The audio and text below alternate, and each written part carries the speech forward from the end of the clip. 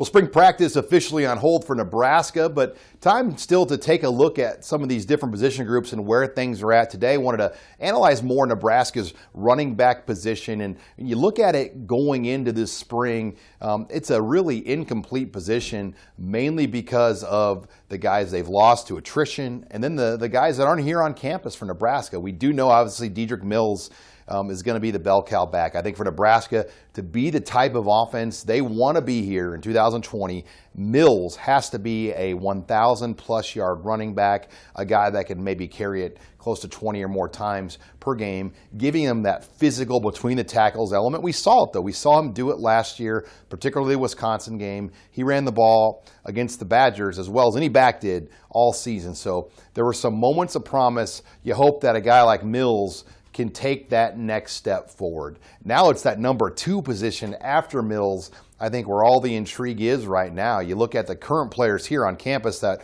were going through spring practice. Clearly, Rahmir Johnson today would have the leg up. We got a little bit of a taste of Rahmir. He played in 4 games as a freshman.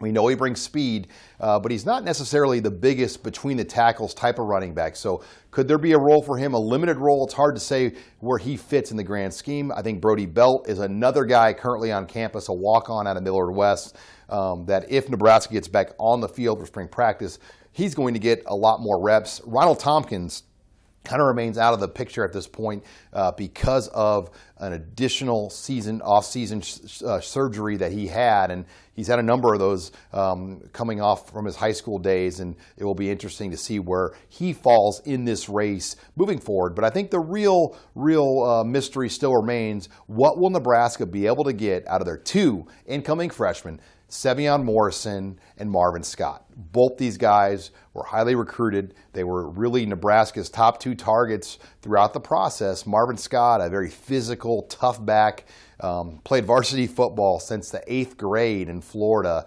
rushed for nearly 8,000 yards over his career, one of the top 10 rushers in the state of Florida.